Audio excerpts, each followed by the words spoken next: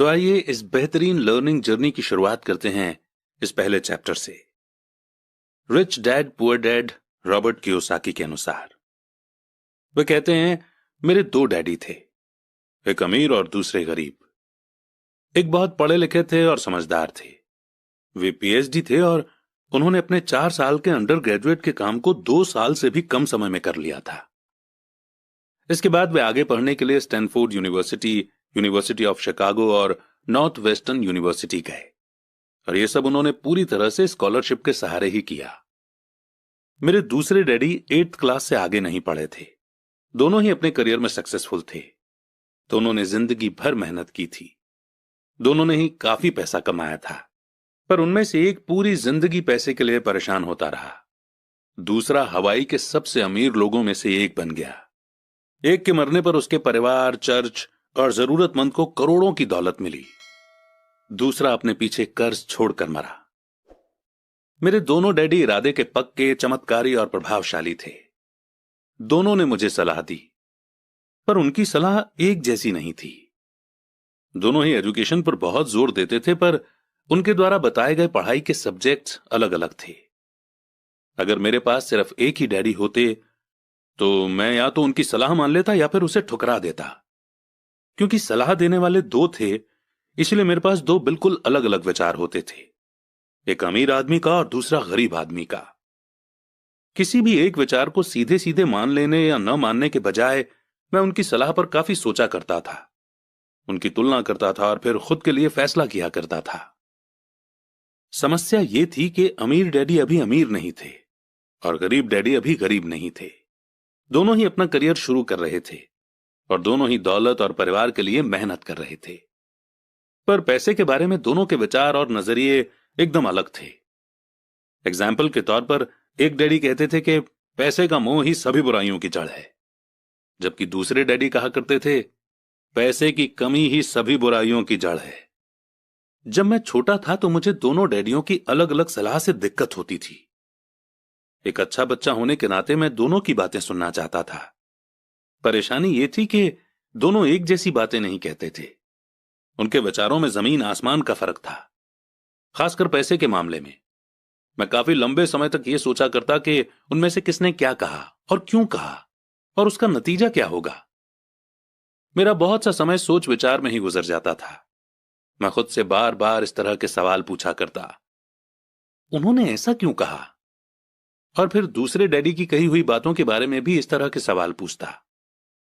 काश मैं ये बोल सकता कि हां वे बिल्कुल सही हैं, मैं उनकी बातों से पूरी तरह से सहमत हूं, या ये कहकर मैं सीधे उनकी बात ठुकरा सकता था, बुढ़े को यह नहीं पता कि वो क्या कह रहा है।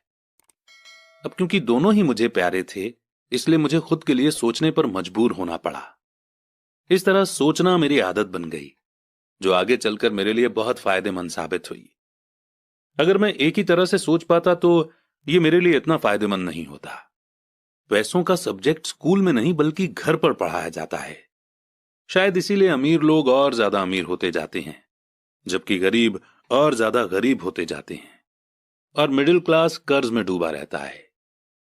हम में से ज्यादातर लोग पैसे के बारे में अपने माता पिता से सीखते हैं। कोई गरीब पिता अपने बच्चों को पैसे के बारे में क्या सिखा सकता है? वो सिर्फ इतना ही कह सकता है कि स्कूल जाओ और मेहनत से पढ़ो। हो सकता है वो बच्चा अच्छे नंबरों से कॉलेज की पढ़ाई पूरी कर ले, फिर भी पैसे के मामले में उसकी मानसिकता और उसके सोचने का ढंग एक गरीब आदमी जैसा ही बना रहेगा। ये सब उसने तब सीखा था जब वो छोटा बच्चा था। पैसों का टॉपिक स्कूलों में नहीं पढ़ाया जाता। स्कूलों में एकेडमिक और प्रोफेशनल स्किल्स पर जोर दिया जाता है, न कि पैसों से जुड़े स्किल पर। इससे यह साफ हो जाता है कि जिन स्मार्ट बैंकर्स, डॉक्टर्स और अकाउंटेंट्स के स्कूल में अच्छे नंबर आते हैं, वे जिंदगी भर पैसे के लिए संघर्ष क्यों करते हैं। हमारे देश पर जो भारी कर्ज लदा हुआ है, वो भी काफी हद तक उन बेहद पढ़े लिखे राजनेताओं और गवर्नमेंट ऑफिसर्स के कारण हुआ है, जो इकोनॉमिक पॉलिसी बनाते हैं। और मजे की बात यह है कि वो पैसों के बारे में बहुत कम जानते हैं। मैं अक्सर नई सदी में आने वाली समस्याओं के बारे में सोचता हूं। तब क्या होगा जब हमारे पास ऐसे करोड़ों लोग होंगे जिन्हें फाइनेंशियल और मेडिकल हेल्प की जरूरत होगी। पैसों से जुड़ी मदद के लिए या तो वे अपने परिवारों पर या फिर गवर्नमेंट पर निर्भर होंगे। क्या होगा जब मेडिकेयर और सोशल सिक्योरिटी के पास का पैसा खत्म हो जाएगा? किस तरह कोई देश तरक्की कर पाएगा अगर पैसे के बारे में पढ़ाई की जिम्मेदारी माता पिता के ऊपर छोड़ दी जाएगी, जिनमें से ज्यादातर गरीब हैं या गरीब होंगे? क्योंकि मेरे पास दो प्रभावशाली डैडी थे, इसलिए मैंने दोनों से ही सीखा। मुझे दोनों की सलाह पर सोचना पड़ता था। इस तरह से सोचते सोचते मैंने यह भी जान लिया कि किसी इंसान के विचार उसकी जिंदगी पर कितना जबरदस्त असर डाल सकते हैं। एग्जाम्पल के तौर पर एक डैडी को यह कहने की आदत थी, मैं इसे नहीं खरीद सकता। दूसरे डैडी इन शब्दों के इस्तेमाल से चिढ़ते थे। वे जोर देकर कहा करते थे कि मुझे इसके बजाय यह कहना चाहिए कि मैं इसे कैसे खरीद सकता हूं। पहला सेंटेंस नेगेटिव है और दूसरा सवाल उठाने वाला। तो पहले में बात खत्म हो जाती है और दूसरे में आप सोचने के लिए मजबूर हो जाते हैं। मेरे जल्द ही अमीर बनने वाले डैडी ने मुझे समझाया कि जब हम कहते हैं कि मैं इसे नहीं खरीद सकता, तो हमारा दिमाग काम करना बंद कर देता है। इसके बजाय जब हम ये सवाल पूछते हैं कि मैं इसे कैसे खरीद सकता हूं, तो हमारा दिमाग काम करने लगता है। उनका यह मतलब नहीं था कि आपका जिस चीज पर दिल आ जाए उसे खरीद ही लें। वे लगभग दीवानगी की हद तक अपने दिमाग को कसरत करवाना चाहते थे, क्योंकि उनके ख्याल से दिमाग दुनिया का सबसे ताकतवर कंप्यूटर है। मेरा दिमाग हर रोज तेज होता जाता है क्योंकि मैं इसकी कसरत करता रहता हूं। यह जितना तेज होता जाता है, मैं इसकी मदद से उतना ही ज्यादा पैसा कमा सकता हूं। उनका मानना था कि यह कहना कि मैं इसे नहीं खरीद सकता दिमागी आलस की पहचान है। हालांकि दोनों ही डैडी अपने काम में कड़ी मेहनत करते थे, पर मैंने देखा कि पैसे के मामले में एक डैडी की आदत यह थी कि वे अपने दिमाग को सुला देते थे और दूसरे डैडी अपने दिमाग की लगातार कसरत करवाते रहते थे। और इसका लॉन्ग टर्म नतीजा यह हुआ कि एक डैडी फाइनेंशियल रूप से बहुत अमीर होते चले गए, जबकि दूसरे डैडी लगातार कमजोर होते गए। इसे इस तरह से समझें कि एक इंसान हर रोज एक्सरसाइज करने के लिए जिम जाता है, जबकि दूसरा इंसान अपने सोफे पर बैठकर टीवी देखता रहता है। शरीर की सही एक्सरसाइज से आप ज्यादा हेल्दी हो सकते हैं और दिमाग की सही एक्सरसाइज से आप ज्यादा अमीर हो सकते हैं। आलस से सेहत और पैसा दोनों का नुकसान होता है। मेरे दोनों डैडियों की मेंटालिटी में जमीन आसमान का फर्क था। पुअर डैडी की सोच थी कि अमीरों को ज्यादा टैक्स देना चाहिए ताकि बेचारे गरीबों को ज्यादा फायदा मिल सके, जबकि अमीर डैडी कहते थे कि टैक्स उन लोगों को सजा देता है जो कुछ प्रोड्यूस करते हैं और उन लोगों को इनाम देता है जो प्रोड्यूस नहीं करते। पुअर डैडी सिखाते थे कि मेहनत से पढ़ो ताकि तुम्हें किसी अच्छी कंपनी में जॉब मिल जाए, जबकि अमीर डैडी की सीख ये थी कि मेहनत से पढ़ो ताकि तुम्हें किसी अच्छी कंपनी को खरीदने का मौका मिल जाए। पुअर डैडी कहते थे, मैं इसलिए अमीर नहीं हूं क्योंकि मुझे तुम बच्चों को पालना पड़ता है। अमीर डैडी कहते थे, मुझे इसलिए अमीर बनना है क्योंकि मुझे तुम बच्चों को अच्छे से पालना है। अमीर डैडी डिनर के टेबल पर पैसे और बिजनेस के बारे में बात करने के लिए हमेशा एनकरेज करते थे। पुअर डैडी खाना खाते समय पैसों की बातें करने के लिए मना करते थे। पुअर डैडी का कहना था, जहां पैसे का सवाल हो सुरक्षित कदम उठाओ, रिस्क मत उठाओ। अमीर डैडी का कहना था, रिस्क का सामना करना सीखो। एक का मानना था, हमारा घर ही हमारा सबसे बड़ा इन्वेस्टमेंट और हमारी सबसे बड़ी प्रॉपर्टी है। दूसरे का मानना था, मेरा घर मेरी जिम्मेदारी है, और अगर आपका घर आपकी नजरों में आपका सबसे बड़ा इन्वेस्टमेंट है तो आप गलत हैं। दोनों ही डैडी अपने बिल समय पर चुकाते थे, पर उनमें से एक सबसे पहले अपने बिल चुकाते जबकि दूसरे सबसे आखिर में। एक डैडी का यह मानना था कि कंपनी या गवर्नमेंट को आपका ध्यान रखना चाहिए और आपकी जरूरतों को पूरा करना चाहिए।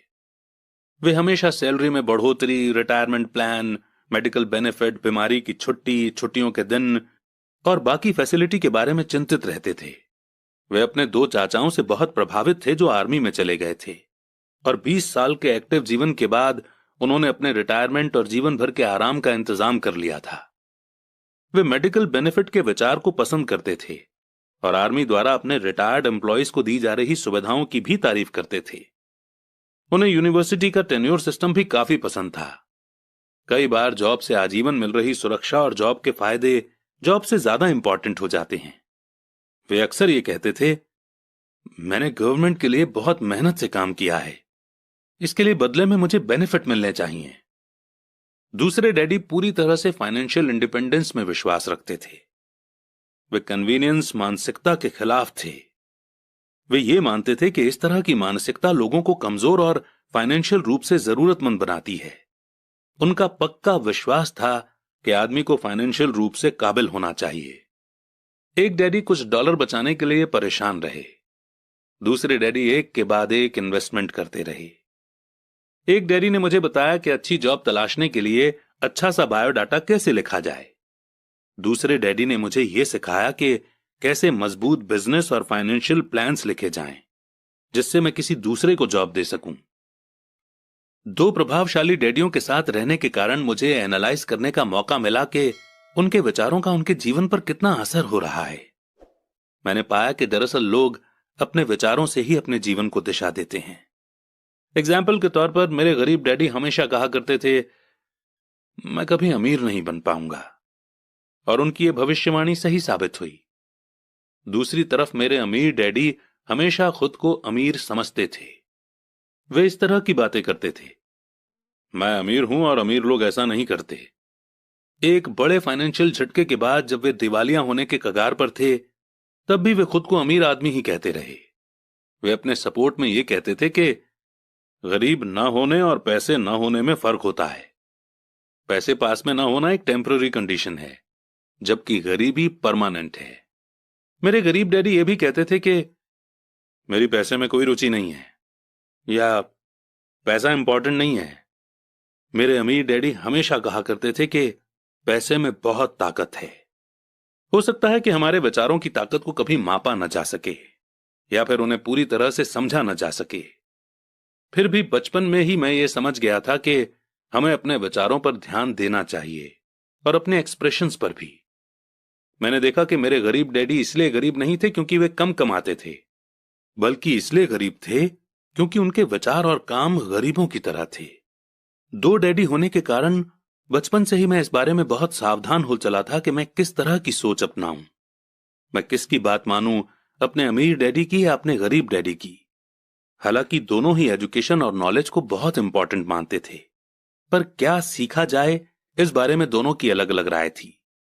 एक चाहते थे कि मैं पढ़ाई में कड़ी मेहनत करूं, डिग्री लूं और पैसे कमाने के लिए अच्छी सी जॉब ढूंढ लूं। वे चाहते थे कि मैं एक प्रोफेशनल ऑफिसर, वकील या अकाउंटेंट बन जाऊं, या एमबीए कर लूं। दूसरे डैडी मुझे एनकरेज करते थे कि मैं अमीर बनने का राज सीख लूं, ये समझ लूं कि पैसा किस तरह काम करता है, और ये जान लूं कि इससे अपने लिए कैसे काम लिया जाता है। मैं पैसे के लिए काम नहीं करता। इन शब्दों को वो बार बार दोहराया करते थे। पैसा मेरे लिए काम करता है। 9 साल की उम्र में ही मैंने यह फैसला किया कि पैसे के बारे में मैं अपने अमीर डैडी की बात सुनूंगा और उनसे सीखूंगा। यह फैसला करने का मतलब था अपने गरीब डैडी की बातों पर ध्यान न देना। हालांकि उनके पास कॉलेज की बहुत सी डिग्रियां थी जो मेरे अमीर डैडी के पास नहीं थीं। एक बार मैंने यह फैसला कर लिया कि मुझे किसकी बात सुननी है, तो उसके बाद मेरी मनी एजुकेशन शुरू हो गई। मेरे अमीर डैडी ने मुझे 30 साल से भी ज्यादा समय तक सिखाया, जब तक कि मेरी उम्र 39 साल की नहीं हो गई, और इसके बाद उन्होंने सिखाना बंद कर दिया। उन्होंने ये देख लिया था कि मैं वो सब समझ चुका हूं जो मेरी मोटी बुद्धि में भरने की वो कोशिश कर रहे थे। पैसा एक तरह की ताकत है, पर इससे भी बड़ी ताकत है फाइनेंशियल एजुकेशन। पैसा तो आता जाता रहता है, पर अगर आप ये जानते हैं कि पैसा किस तरह से काम करता है, तो आप ज्यादा ताकतवर हो जाते हैं। आप दौलत कमाना शुरू कर सकते हैं। सिर्फ पॉजिटिव थिंकिंग से ही समस्या हल नहीं हो सकती, क्योंकि ज्यादातर लोग स्कूल में पढ़ते हैं और वहां ये कभी नहीं सीख पाते कि पैसा किस तरह से काम करता है। इसीलिए वे पैसे के लिए काम करने में अपनी सारी जिंदगी बर्बाद कर देते हैं। मेरी एजुकेशन तब शुरू हुई जब मैं सिर्फ 9 साल का था, और इसी कारण मेरे अमीर डैडी ने मुझे जो लेसन पढ़ाए वे बहुत आसान थे। और सारी बातों को छोड़कर विचार किया जाए तो उन्होंने मुझे 30 सालों तक सिर्फ 6 इंपॉर्टेंट लेसन पढ़ाए। यह बुक उन्हीं 6 लेसन्स के बारे में है, और इसे भी उतना ही आसान बनाने की कोशिश की गई है जितना कि मेरे अमीर डैडी ने इन्हें मेरे लिए आसान बनाया था। ये लेसन आपके लिए जवाब की तरह नहीं लिखे गए हैं, बल्कि गाइड की तरह लिखे गए हैं। ऐसा गाइड जो ज्यादा अमीर बनने में आपकी और आपके बच्चों की मदद करेगा, चाहे दुनिया कितनी बदलती रहे। तो लेसन 1 है, अमीर लोग पैसे के लिए काम नहीं करते। लेसन 2, पैसे की समझ क्यों सिखाई जानी चाहिए। लेसन 3, अपने काम से काम रखो। लेसन 4, टैक्स का इतिहास और कॉरपोरेशंस की ताकत। लेसन 5, अमीर लोग पैसे का आविष्कार करते हैं। लेसन 6, सीखने के लिए काम करें, पैसे के लिए काम न करें।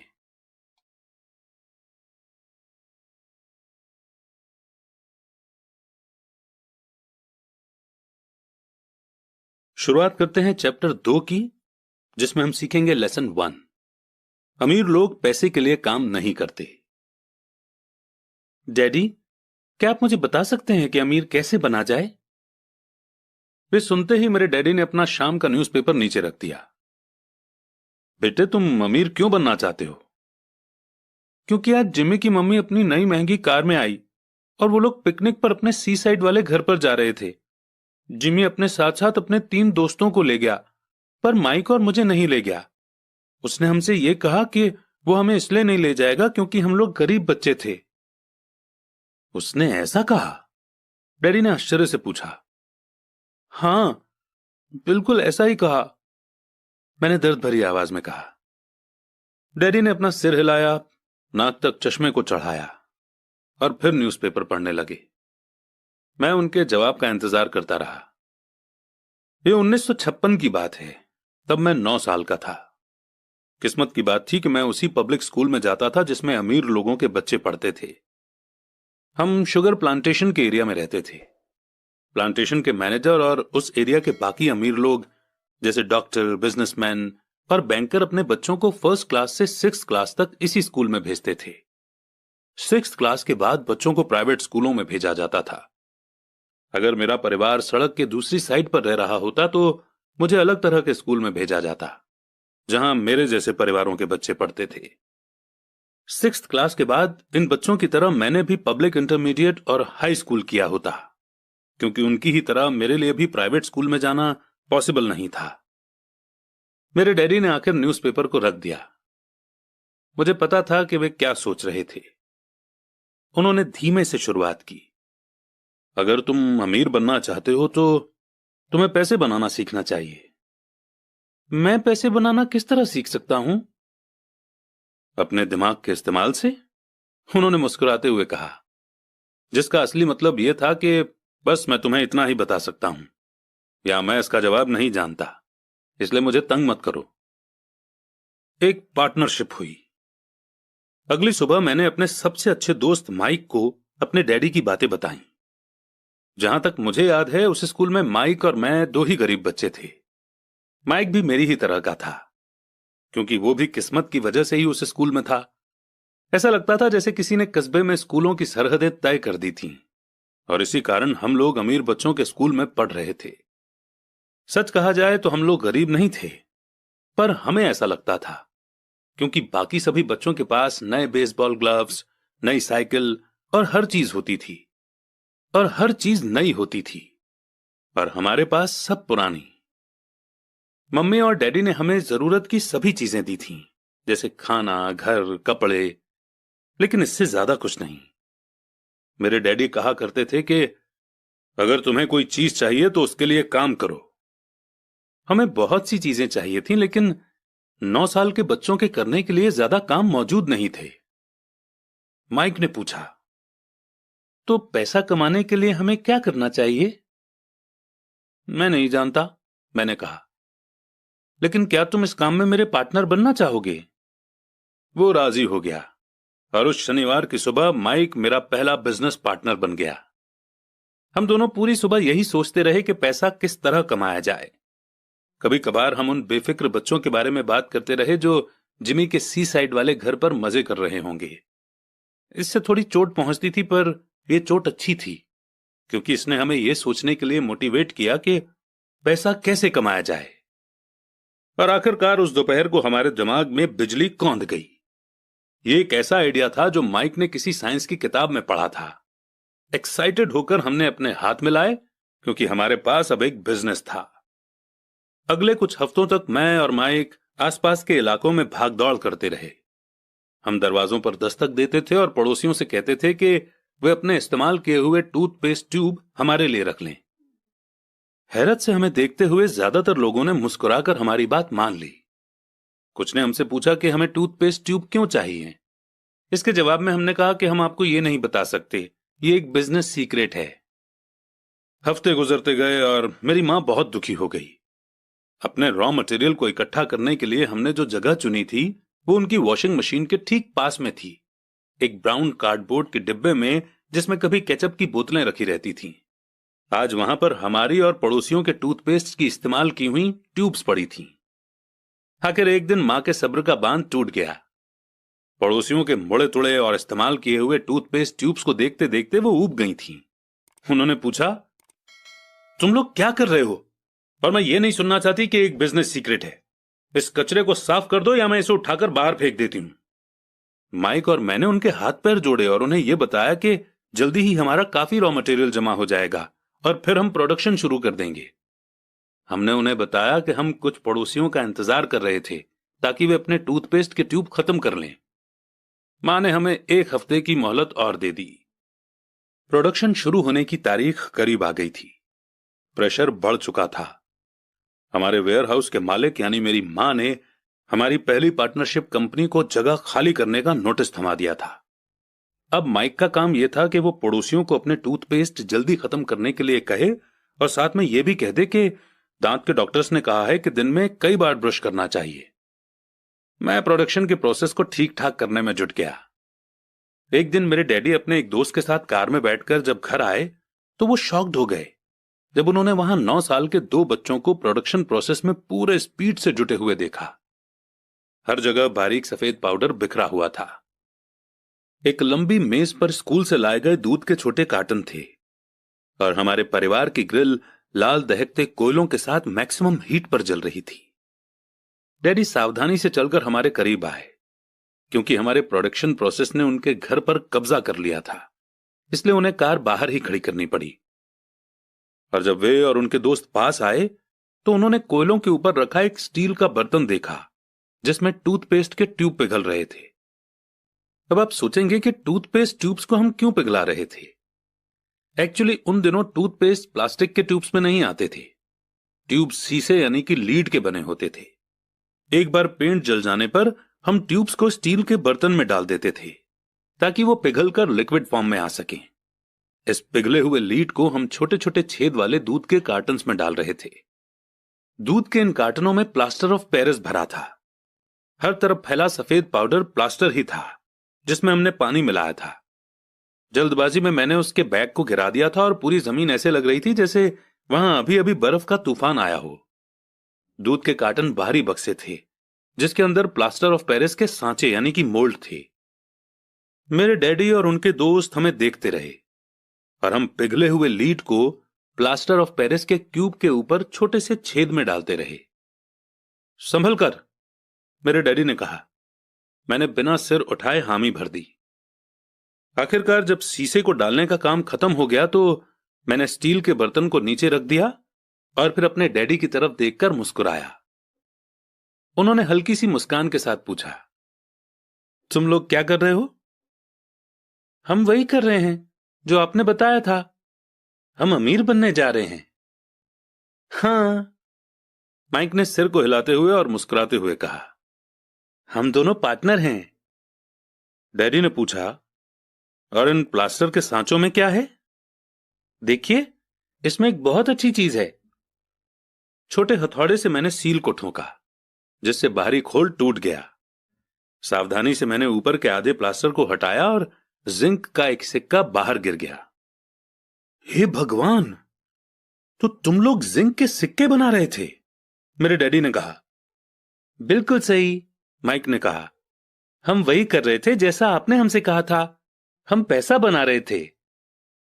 मेरे डैडी के दोस्त जोर से हंसने लगे। मेरे डैडी भी मुस्कुराए और उन्होंने अपना सिर हिलाया। उनके सामने आग और टूथपेस्ट की ट्यूब्स के बक्से के साथ सफेद धूल में लिपटे हुए 2 बच्चे खड़े थे जो इस कान से उस कान तक खुलकर मुस्कुरा रहे थे। उन्होंने हमसे कहा कि हम सब कुछ छोड़कर उनके साथ चलें और घर के सामने वाली सीढ़ी पर बैठी। मुस्कुराते हुए उन्होंने हमें जालसाजी यानी कि फेक या फ्रॉजरी शब्द का मतलब समझाया। कहने का मतलब यह है कि जो सिक्के हैं वो सिर्फ गवर्नमेंट यानी कि सरकार बना सकती है, न कि एक आम इंसान। अगर एक आम इंसान सिक्के बनाता है तो उसे जेल भी हो सकती है। हमारे सपने टूट गए थे। तो आपका मतलब यह है कि यह इलीगल है? माइक ने कांपती हुई आवाज में पूछा। इतने में डैडी के दोस्त ने कहा, छोड़ो भी, हो सकता है कि बच्चे अपने पैदाइशी टैलेंट को डेवलप कर रहे हों। मेरे डैडी उन्हें घूरते रहे। हां, यह इलीगल है, डैडी ने नरमी से कहा, पर तुम लोगों ने यह साबित कर दिया है कि तुम में बहुत ज्यादा क्रिएटिविटी और ओरिजिनल आइडिया हैं। इसी तरह आगे बढ़ते रहो, मुझे तुम पर गर्व है।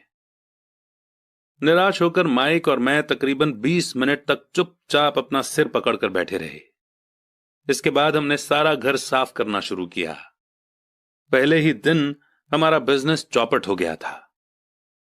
पाउडर साफ करते हुए मैंने माइक की ओर देखा और कहा, मुझे लगता है जिमी और उसके दोस्त ठीक कहते हैं, हम सचमुच गरीब हैं। जब मैंने ये कहा तब डैडी बस जाने ही वाले थे। उन्होंने कहा, बच्चों, तुम गरीब तभी कहलाओगे जब तुम लोग हार मान लोगे। सबसे इंपॉर्टेंट चीज यह है कि तुमने कुछ किया। ज्यादातर लोग सिर्फ अमीर बनने के बारे में बातें करते रहते हैं और उसके सपने देखते रहते हैं। तुमने कुछ किया है। मुझे तुम दोनों पर गर्व है। मैं एक बार फिर से यही कहूंगा, आगे बढ़ते चलो, हार मत मानो। माइक और मैं खामोश खड़े रहे। ये शब्द सुनने में अच्छे थे, पर हमें यह नहीं पता था कि हमें क्या करना चाहिए। तो ऐसा क्यों है डैडी कि आप अमीर नहीं हैं? मैंने पूछा। क्योंकि मैंने एक स्कूल टीचर बनने का फैसला किया था। स्कूल के टीचर अमीर बनने के बारे में नहीं सोचते, हम सिर्फ पढ़ाना पसंद करते हैं। काश कि मैं तुम लोगों की मदद कर सकता, पर हकीकत में मैं ये नहीं जानता कि दौलत कैसे कमाई जाती है। माइक और मैं पलटे और अपने सफाई अभियान में जुट गए। डैडी ने कहा, हां, अगर तुम लोग ये सीखना ही चाहते हो कि अमीर कैसे बना जाता है तो मुझसे मत पूछो। माइक, तुम अपने डैडी से ये सवाल पूछो। मेरे डैडी? माइक ने हैरानी से कहा। हां, तुम्हारे डैडी। मेरे डैडी ने मुस्कुराकर कहा, तुम्हारे डैडी और मेरा बैंकर एक ही है और वो तुम्हारे डैडी की बहुत तारीफ करता है। उसने मुझे कई बार यह बताया है कि पैसा बनाने में तुम्हारे डैडी का कोई जवाब नहीं। मेरे डैडी? माइक ने एक बार फिर से हैरानी से पूछा। फिर ऐसा क्यों है कि स्कूल के अमीर बच्चों की तरह हमारे पास शानदार कार और आलीशान बंगला नहीं है? शानदार कार और आलीशान बंगले के होने का मतलब यह नहीं होता कि आप पक्के रूप से अमीर हैं या आप पैसा बनाने की कला जानते हैं, डैडी ने जवाब दिया। जिमी के डैडी शुगर प्लांटेशन में काम करते हैं। उनमें और मुझ में ज्यादा फर्क नहीं है। वे एक कंपनी के लिए काम करते हैं और मैं गवर्नमेंट के लिए। कंपनी उन्हें कार खरीद कर दे देती है। इस समय चीनी की कंपनियां फाइनेंशियल प्रॉब्लम्स में फंसी हुई हैं और जिमी के डैडी के पास जल्दी ही कुछ नहीं बचेगा। तुम्हारे डैडी अलग हैं माइक।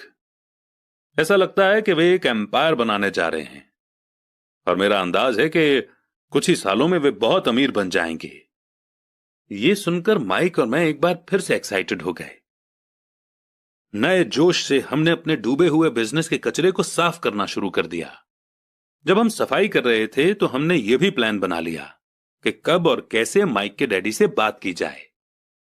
प्रॉब्लम यह थी कि माइक के डैडी बहुत ज्यादा काम करते थे और देर रात तक घर नहीं लौटते थे। माइक के डैडी के पास कई वेयरहाउस, कंस्ट्रक्शन कंपनी, स्टोर्स की चेन और 3 रेस्टोरेंट्स थे। रेस्टोरेंट्स के कारण ही उन्हें घर लौटने में देर हो जाती थी।